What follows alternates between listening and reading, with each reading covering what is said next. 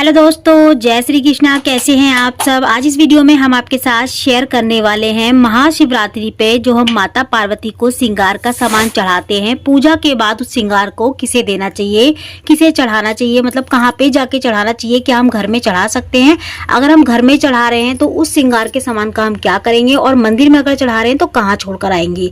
तो दोनों ही जो है ना मैं आपको बताऊंगी। मंदिर वाले का भी क्या करना है आपको, और घर वाले का श्रृंगार का सामान का क्या करना है। तो दोनों तरीके बताऊंगी आपको। देखिए, अगर आप घर में पूजा कर रहे हैं महाशिवरात्रि पे, घर में पूजा कर रहे हैं, अपने घर में ही सारा सामान चढ़ाया है और मतलब पूजा करिए अच्छे से विधि पूर्वक, और भगवान शिव की जो है ना शिवलिंग को रख के या पार्थिव शिवलिंग की पूजा की है आपने, उसके बाद माता पार्वती को श्रृंगार का सामान हमें जरूर चढ़ाना चाहिए।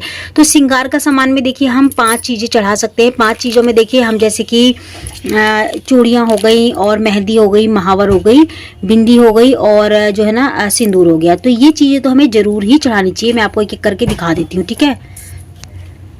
तो ये जो श्रृंगार का सामान है ना, ये हमको ना मंदिर में अगर हम चढ़ा रहे हैं तो देखिए शिवलिंग जो होता है ना, माता पार्वती जहाँ पे होती हैं, तो माता पार्वती को थोड़ा सा सिंदूर जरूर लगाएं, 2 चूड़ी चढ़ाएं उनमें से माता पार्वती को, और जो है ना थोड़ी सी मेहंदी लगा दें वहाँ पे। देखिए वैसे तो इतना ज़्यादा समय नहीं होता कि हम इतना आराम से माता रानी को चढ़ा सके, क्योंकि शिवरात्रि पे बहुत ज़्यादा भीड़ होती है मंदिरों में। सुबह से ही भीड़ लग जाती है। आप कितना भी जल्दी चले जाए मंदिर में, भीड़ आपको मिलेगी ही। शाम के वक्त अगर आप प्रदोष काल में पूजा कर रहे हैं तो आपको थोड़ा बहुत जो है ना भीड़ कम मिलेगी, लेकिन सुबह के टाइम तो आपको बहुत भीड़ मिलेगी। तो आप अगर मंदिर में पूजा कर रहे हैं तो थोड़ा थोड़ा सामान फिर भी चढ़ाने की कोशिश करें, अलग से जो है ना खोल खोल के रख लें। उसके बाद जो सामान जो बचता है ना, उसको वहाँ पे ना रखें, क्योंकि वहाँ पे जो है ना सब जल वगैरह चढ़ाते रहते हैं, तो ये सारा सामान गीला हो जाता है। और अगर कपड़े वगैरह आप चढ़ा रहे हैं या चुन्नी वगैरह चढ़ा रहे हैं तो वो भी खराब हो जाएगी, ठीक है। सिंदूर वगैरह खुल जाएगा तो खराब हो जाएगा, ठीक है। इस तरीके से आप ना रखें। या फिर कोई ऐसी चीज रख रहे हैं आप जो गुम हो जाए इधर उधर, जो है ना फूल वगैरह के संगी निकल के जो है ना, क्योंकि फूल वगैरह तो वो तुरंत ही उठाते रहते हैं, उसकी संगी कहीं गुम हो जाए तो ऐसा आपको नहीं करना। तो थोड़ी थोड़ी चीजें माता पार्वती को चढ़ा देनी है वहाँ पे। सब चीजें सिंदूर जरूर चढ़ाएं आप निकाल के, थोड़ी सी चूड़ी, 2 चूड़ी जरूर रखें माता रानी के हाथों पे रख दें आप। उसके बाद आपको क्या करना है, ये सारा सामान आपको ऐसी जगह पे रख देना है वही मंदिर में जहाँ पे आपको आराम से मतलब ये रखा रहे और कोई बाद में उठा ले। जो पंडित जी वगैरह होते हैं ना वो भी उठा लेते हैं। इसके साथ आपको दक्षिणा जरूर रखनी है। जहाँ पे भी आप रखें ऐसी जगह ना रखें जहाँ पे जल वगैरह चढ़ाया जा रहा हो, ऐसी जगह पे रख दे जहाँ पे पंडित जी बाद में उठा के इसको किसी को भी दे सकते हैं। जो सुहागन होगी उनको पंडित जी दे देंगे या बांट देंगे बाद में। जितनी भी चीजें वो इकट्ठी कर लेते हैं ना बाद में सुहाग का सामान, वो बाद में सुहागनों को ही बांट देते हैं। तो आप क्या करें, इसमें से देखिए आपको ये एक चीज अपने लिए जरूर लेके आए उस वक्त चढ़ाने के बाद।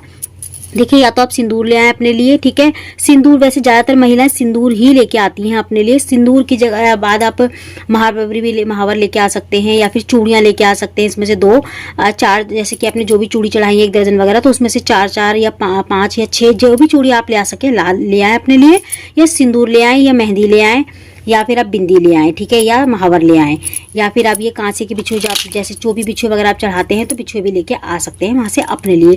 तो इसमें से 1-2 चीजें आप खुद लेके आ सकते हैं माता रानी का आशीर्वाद समझ के। ये नहीं है कि आप एक भी चीज इसमें से नहीं ला सकते। अगर आपने चढ़ाई है तो आप माता रानी का आशीर्वाद समझ के आप लेके आ सकते हैं। देखिए मैं हर बार क्या करती हूँ, मैं जो हूँ ना इसमें से कोई चीज नहीं लाती, मैं सिर्फ सिंदूर लेके आती हूँ। सिंदूर और मेहंदी में लेके आती हूँ, या फिर सिंदूर और चूड़ी में लेके आती हूँ। चूड़ियां मैं पूरी नहीं लेके आती, सिर्फ 4 चूड़ी लाती हूँ। 4 दोनों हाथों में 2-2 चूड़ी डालती हूँ, बाकी की चूड़ी में वहीं पे चढ़ा के आती हूँ माता रानी को। और सिंदूर में माता रानी को चढ़ाने के बाद अपने साथ ही ले आती हूँ। इस सिंदूर को मैं पूरे साल इस्तेमाल करती हूँ, जब तक ये खत्म नहीं होता तब तक मैं इस्तेमाल करती हूँ इसी सिंदूर को। और अगर आप बिछुए वगैरह चढ़ाते हैं तो देखिए चांदी के बिछुए चढ़ा रहे हैं तो आप जैसे पंडतानी वगैरह के हाथ में दे आए। और अगर आप कांसे वगैरह के बिछुए चढ़ा रहे हैं तो वहीं पे जैसे रख दें। वैसे मैं तो कहूँगी बिछुए आप अगर चढ़ाना चाहते हैं तो जरूर चढ़ाएं। अगर आप ज़्यादा महंगी चीज़ नहीं ले सकते तो कांसे के बिछुए आपको मार्केट में आसानी से मिल जाएंगे, और ये 15-20 रुपए के आपको आसानी से मिल जाते हैं, या फिर आपको ज़्यादा 30-40 रुपए के मिल जाएंगे, इससे ज़्यादा महंगे नहीं मिलते। तो ये आप जरूर चढ़ाएं, क्योंकि माता रानी को ना हमें जितना सुहाग का सामान चढ़ाना मतलब चढ़ा सकते हैं उतना चढ़ाना चाहिए। ज़्यादा नहीं है आपके पास तो कम से कम 2 चीज़ें जरूर चढ़ाएं, सिंदूर और बिंदी, या फिर सिंदूर और चूड़ी, ये जरूर चढ़ाएं। 2 चीजें आपको जरूर चढ़ानी है। साथ में हमको दक्षिणा रखनी है, जैसे कि मैंने भी रखी है, इसमें दक्षिणा रखनी है। या दक्षिणा निकाल के आप जो है ना वहाँ पे दान पात्र में डाल के आ सकते हैं। तो ये चीजें हमें माता पार्वती को जरूर चढ़ानी चाहिए। और अगर आप घर में चढ़ा रहे हैं, देखिए मंदिर का तो मैंने आपको बता दिया कि मंदिर में आपको कैसे करना है, क्या करना है। अगर आप घर में ही सारी चीजें चढ़ा रहे हैं तो वो भी तब भी आपको यही करना है।